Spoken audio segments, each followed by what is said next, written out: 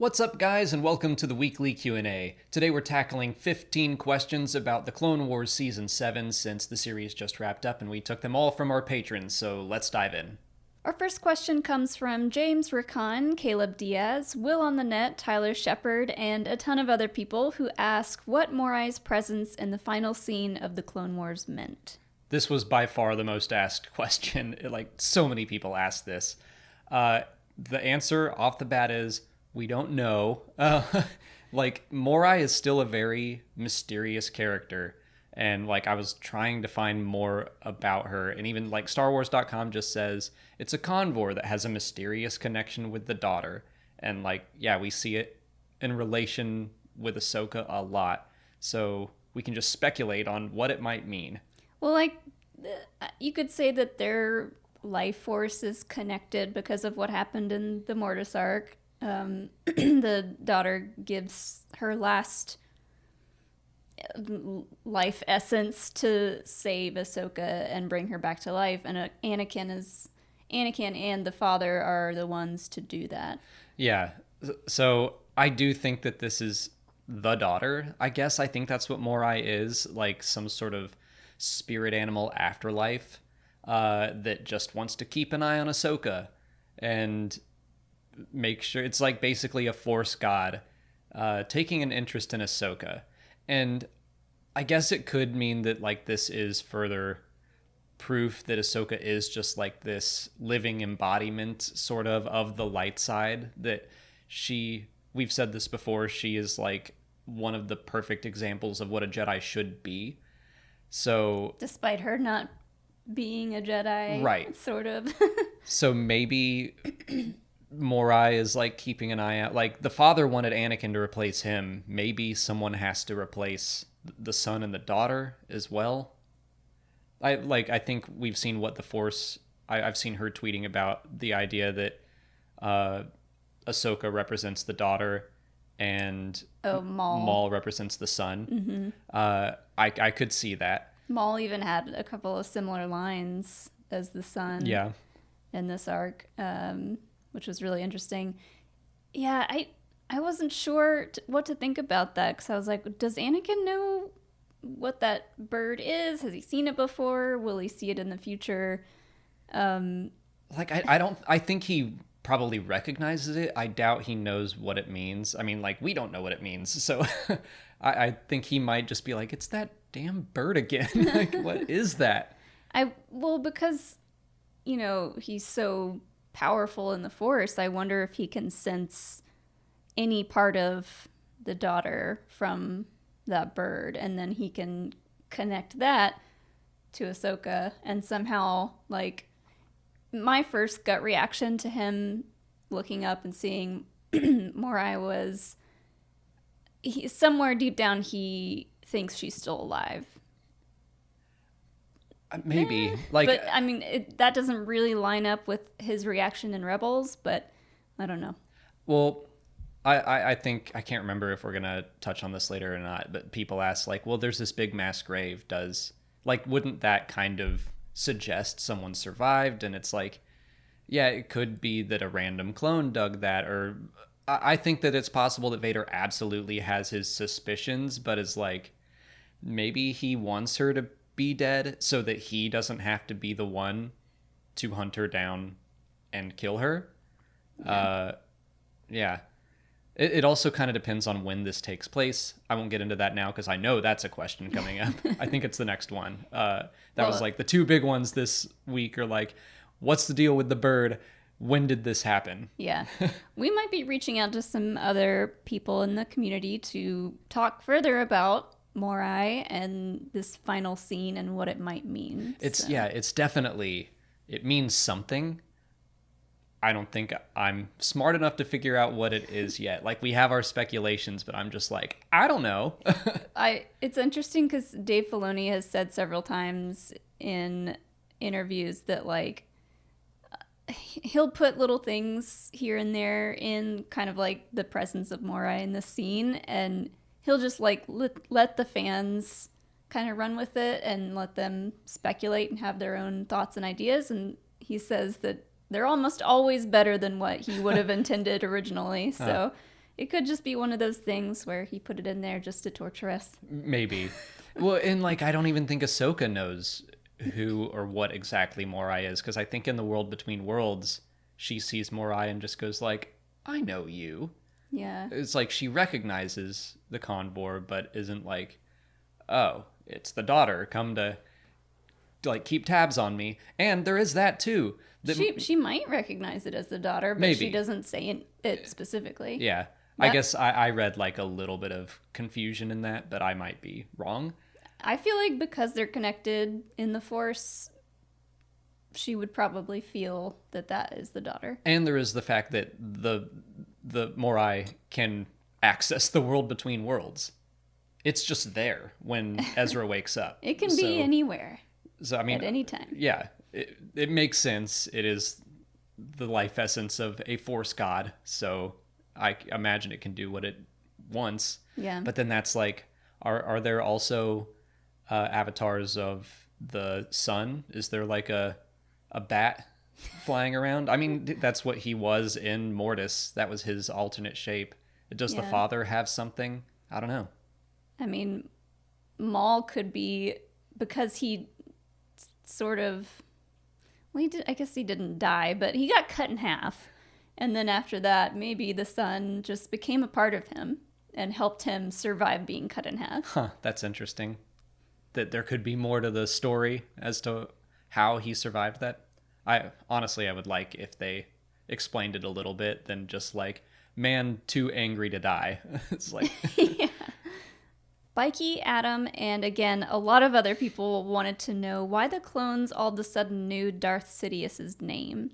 I assume this is just part of the Order 66 switch. Yes, that it has to be, because they kind of even make a point of it that earlier in the arc they don't recognize the name, and then all of a sudden Order 66 goes off and they're like, Lord Sidious this, Lord Sidious that. It has to be just some knowledge that the chip unlocked along with Order 66. Yeah. But what I think it means on top of that is that Palpatine's not hiding anymore. He doesn't have to. Like, right. This might be jumping the gun a little bit, but Luke says his overconfidence is his weakness. So I think that it's just this thing where I'm in charge of the galaxy now. Like, there's no one left to oppose me. I'm Darth Sidious, and all the clones are allowed to know that. So Order 66 is also kind of his coming out party. Kinda, yeah. Just like, finally, this is who I am. Look at what you have created. Yeah. Yeah, I like that. Bryce Wallace, Samuel Woodman, and Mr. J.D. Rice all ask when the final scene of the series takes place. So, my gut told me that it was within 5 years of the end of the Clone Wars. I didn't think that a lot of time had passed. I feel like it would have been even less, maybe. Yeah, that was what my gut told me. It wouldn't be too long before Anakin started investigating this. However, I saw someone suggest that it could be after the season 2 premiere of Star Wars Rebels, where he learns that Ahsoka did survive and that maybe he went on her trail after that. I don't dislike that idea. Mm-hmm. Yeah. I think it's more likely that it was, I don't know, a year, 2. I feel like there would have been a lot more snow cover, and he wouldn't have just been able to, like, look down and pick up the lightsaber. Yeah. It's very vague, and I think that's probably on purpose. They don't want to, like, slap a date on there. But clearly some time has passed. It's covered in snow. The grave markers have fallen over. But I don't see him waiting too long to start looking for Ahsoka. Yeah. I mean, he's got the same kind of helmet design as we see in Rebels. You can kind of see his eye through the little eyepiece, which is a nice touch. It's like the Generation 1 Vader helmet from A New Hope. I mean, that is cool to think that it's right when he finds out that she's still alive, but I don't know. I don't know if we'll ever know. William Specht Casper wants to know if Vader really thought Ahsoka was dead, or did he have his suspicions? Oh, oops. So yeah, I did kind of talk about that earlier. Yeah. But yeah, the answer to that remains the same. I think that there was evidence to suggest that she might still be alive, but I guess I kind of want, especially if this isn't too long after Revenge of the Sith, I could see him being like, I'm just going to accept this as enough proof. She's dead.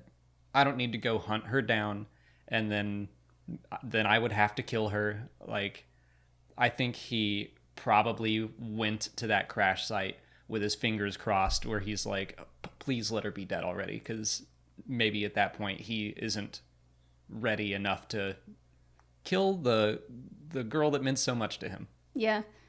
Yeah, I agree. I think he's just taking that as, okay, I'm going to assume she's dead, but I definitely think he has his suspicions, but at the same time, he's got more, not important, but he's got more pressing issues, I guess, than to worry about whether or not she's alive or to look for her.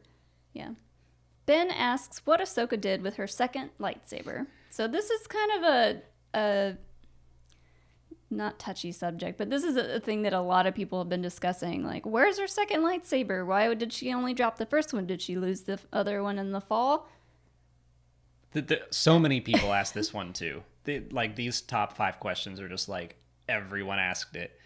This one to me though is just like, I assume it was like right over there. Like, she's holding one here and there's another one there. Yeah. Like, I think she left them both behind. But we didn't need to see both of them. Like, I think the bigger issue was that they wanted the last shot to be of like Vader. He picks up the lightsaber, he ignites it. They just probably wanted it to be one lightsaber that represented Ahsoka instead of him picking up 2 and igniting them both. I mean, he could have still seen 2 and picked one up, but yeah, I imagine she left both behind. Maybe she buried one, because there is, like, the Ahsoka book says that she and Rex both had false graves, and that she buried her lightsabers in that grave. So maybe she buried one, left another. Yeah, it doesn't make any sense either way. Like, well, it doesn't matter either way, because, like, like you said in the Ahsoka book, they're both just buried and gone. And they're not going to come back. That, like, it's not going to come out that she kept one. Right, like, secretly. It is kind of a big thing in the Ahsoka book that she has no lightsaber, and because she's kind of walked away from that life until she gets pulled back in, she has to make a new lightsaber, 2 new lightsabers, and yeah, she cannot have one just that she doesn't use for no real reason. And I think people will be like, yeah, but they like changed so much between the book and these episodes. And I'm like, I'm doing a whole video about this next week, but I'm like, not really. There are some details here or there where it's like, okay, so she didn't bury both of her lightsabers, but she left one in a mass grave and kind of like tried to fake her death. Like, the spirit is all still the same, but they're like, the rest of the Ahsoka book says something definitively, and I don't think that that's going to be contradicted. Yeah. My first thought of it was, oh, she just lost it in the fall. That's what I thought too, and then I watched that scene, and they are both clearly on her belt. But still, maybe, I don't know, one flew off, or... I think that both lightsabers are on that planet, and we just didn't see one. It was just off screen. That's not good enough. Joe Andrioli wants to know why Rex and Ahsoka did not kill the clones. Wouldn't that have been more emotional? That would have been much more emotional and pretty devastating to a lot of people. Yeah, I mean, that's the thing is, yes, that would have obviously been sadder, but it would have been just like violence for the sake of making us sad. And that's not really what these episodes are about. Like, the point is that she and Rex had that option. Rex even argues for it, that like, they're going to try to kill us and we should kill them back. But the point is, Ahsoka won't do that. And that's where she's different from so many other Jedi. Like in Revenge of the Sith, Jedi start getting shot at, and she's or everyone else is like, well, I guess we're killing these clones now. Yoda chops their heads off. Yeah. He doesn't even try to do anything nonviolent. He doesn't try to disable them, He could just like cut their weapons apart like Ahsoka does. And I think she does in the very early stages, like deflect some lasers back and kill some. But once she has this moment of clarity and knows what's going on, she's like, I'm not going to be the one to kill these people who have no control over what they're doing, really. Yeah. And reminded me of the fight with the Mandalorians. Like, she wasn't killing them, but she was disabling their jetpacks, which is inevitably going to probably kill them. Which, yeah, they would just fly off and explode, or they were in the sky and now they can't be. Yeah. So it might be something like her saying, like, I'm not going to kill them, but I am going to cause them, I'm going to force push them a long ways and just hope for the best. I mean, she does do that down that elevator shaft, and I was like, oh, I would think that may have killed some of them, but then they all wake up. So I think that the implication was that didn't happen. Yeah.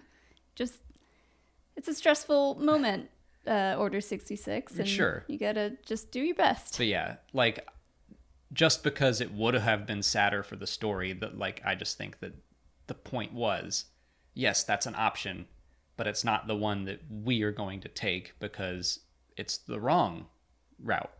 Hong Yu Guo asks if Ahsoka was right in not killing the clones if the ship was going to crash anyway. So again, my idea of her just like mindlessly like trying to get them away, but yeah, she knows that ship is going to crash, and she's probably taking into account what Rex said, that like they're going to do anything they can to take them down, whether or not it means that they die. So yeah, I liked this question because it takes it a step further, where it's like, I mean, they all die anyway, but and I will, like, I do think Ahsoka bears some of that responsibility because she ultimately let Maul out, and I don't know if she thought he was going to go this far, but that is on her. And I think that's kind of the point of when he is escaping and she has to choose between holding him from getting out or protecting Rex. I think she knows that it's like, oh, anything he does after this is kind of my fault. Mm-hmm. And it's like, does she choose duty to the galaxy or the duty to her friend and saving him? And she chose Rex. Yeah. But I still think that by not straight up killing them, it gives them a fighting chance to find a way off the ship. I don't think that the blood of the clones is exactly on her hands, even though she let Maul out. I still think it was the right thing, the Jedi thing to do, to not meet violence with just straight up violence. Right. And, she didn't know if maybe they would snap out of it at the last minute or not. That's true. She didn't know anything about how Order 66 worked other than it was the chips, and yeah, I don't know. She just knew that these people were her friends and she wasn't going to turn on them just because they turned on her. Aaron Young wants to know if there was a chance of Rex breaking through to Jesse. So I think we talked about this and I was like, I don't think so. And then you mentioned the Kanan comic. So I don't know. I think there was a chance, but a small one. And for a split second, like, Jesse hesitates, kind of puts his blasters down a little bit. And I was like, oh, are they going to do this? What happens in the Kanan comic, though, like, these two clones hunt Kanan for a while. So they have some time in between, like, the activation of Order 66 and when they find Kanan. And he is able to convince just one of them. One of them doesn't snap out of it at all, but the other one's like, this is weird. Like, why did we just immediately turn on the Jedi? Like, that doesn't sound like us. And so he is able to break out of it. So I think that there was a very, very slim chance it could have worked, but, like, the chip was probably still mostly in control at this point. There'd been very little time between its activation and Rex trying to talk some sense into him. Yeah. And also he was in front of however many other clones, and even if he were to snap out of it, then he would have been shot by everyone else. That's also a good point. So he was under a lot of pressure. Mark asks, where was the Darksaber for the last 4 episodes? So the Darksaber is like the symbol of leadership for the Mandalorian people, especially like for Death Watch, and obviously all those Mandalorians that were loyal to him followed him because he killed Pre Vizsla and took the Darksaber. He definitely gets it back in Son of Dathomir, so he still has control of it. I think he probably took it to Dathomir for safekeeping. Where does he get it back from? So Sidious captures him after their fight, and I think he takes the Darksaber, but then when the Mandalorians, Gar Saxon and Rookcast, break him out, they get the Darksaber and they give it back to him. Okay. So he still has it. I think he just put it somewhere safe because he's like, well, I don't want to lose this. Like, yeah. This is kind of the only thing keeping them loyal to me. Yeah. But I think probably also they were like, we want Maul to be fighting with a double-bladed lightsaber again, so that's what we're going to do. Yeah, that or nothing. Reef Tan wants to know if Rex was able to resist Order 66 because he was able to see Ahsoka with his own eyes instead of through his helmet. I think that's an interesting idea. I think that Rex was able to resist at all just because he had his suspicions about the chips, and he knew way more than the average clone. Like, Fives figures this thing out, and I mean, Rex didn't know the full story, but he knew enough. He knew enough to know something weird was happening. And when it activated, I think he was like, this is it. This is the thing. Yeah. And he was able to tell Ahsoka about Fives, and that's it. But I think thematically you're kind of onto something, because I got scary chills when he puts the helmet on. Like, it's something we've been seeing through the whole series, but this time when he puts it on, it's like really dehumanizing him. Yeah. So I think that probably thematically you're kind of right. And also we had to have a chance to see him shed that one tear. Yeah, also that. I mean, it's important to see his face in that moment, but there is definitely something about the helmet and just saying like, well, Rex is gone for now. Yeah, but I don't think it was anything to do with the technology of the helmets, the eyepieces, anything like that. Nah. Sith Holocron asks where Wolf was if he wasn't on Cato Nemoidia. So I had to look this up. I did not know this, but the name of the clone that shoots Plo Koon down is Jag. That's something new I learned today. Because I was going to say, like, maybe no, it wouldn't be Wolf, because he looks nothing like Wolf. So scratch that. But I think Wolf was probably there. I think he was probably on Cato Nemoidia. He just wasn't the one to do the deed. Okay. And I'm kind of going off of stuff that Henry Gilroy said, and he hinted at what happened with Rex at Dragon Con, where someone was like, how did they know to remove their chips before Order 66? And then he said, like, well, who says they removed their chips before Order 66? And everyone went, uh-oh. And he mentioned Rex and Wolf potentially participating in Order 66. So I think it probably triggered in him. Maybe he was on the ground on Cato Nemoidia instead of in the air or something. Do we know how he came to be with Rex? No, but I think we're going to touch on that in a future question. Okay. President Bubbles wants to know if we have a guess as to how many Jedi actually survived Order 66. So I'm always someone that when we get another, and then this person survived, like when they talked about Cal Kestis, even though now I adore the character, when it was like, this is going to be about another Jedi survivor, and also the Jedi survivor that teaches him. Like, every time it happens, I'm like, oh, another one. Okay. Because I don't know. I don't want there to be too many. However, there were 10,000 Jedi at the time of the Clone Wars. If only 1% survive Order 66, which sounds reasonable, there's still 100 Jedi running around. Mm-hmm. that number doesn't sound so bad when it's like the clones were 99% effective. Yeah, and I think it's totally reasonable to assume more Jedi survived than we think, and some of them just were like, okay, well, I'm just not a Jedi anymore, and I'm going to go be a farmer, and, you know. I just thought of Order 66 as like a cleaning solution with a commercial where it's like, kills 99% of Jedi, guaranteed. Scrubbing Bubbles. Yeah. President Bubbles. Oh. BB Nate asks how Anakin wasn't targeted in Order 66 if Maul and Ahsoka and seemingly every Force sensitive was. I think we talked about this recently even, but again, a lot of people ask this question, so and it's even more relevant. I have to imagine that there was like a Google Drive file that Sidious was able to access, and then he would just like say, okay, but don't kill these guys. Like, don't kill Anakin, don't kill the Grand Inquisitor, don't kill any of the other Inquisitors that he had turned by that point.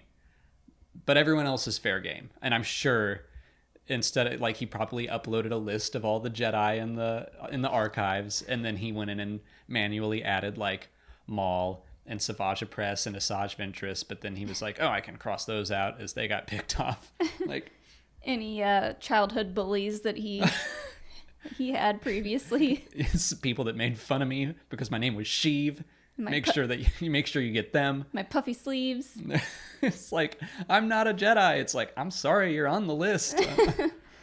Yeah, I mean, I was going to say something like maybe he had gone pretty much fully to the dark side by then, and maybe the clones could sense that. But I think more reasonably, yes, there were certain people on a list somewhere that were not targeted. But what if like, okay, I got Anakin on my side, and like, but he forgot to refresh, like push the new patch out to the chips, and Anakin's still on the list. He's like, oh, this worked for nothing.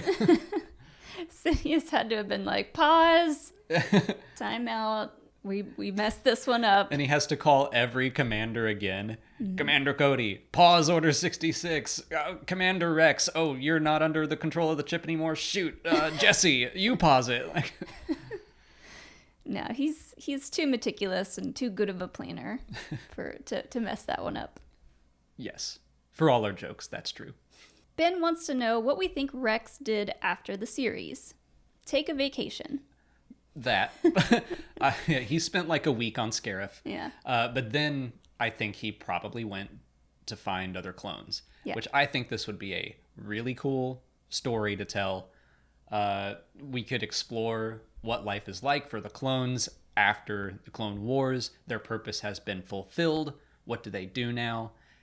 And it would be really fun to see him go and approach Cody, who I think would not turn. I think he probably stays with the Empire, and everyone wanted that like showdown in Star Wars Rebels to happen, and it didn't.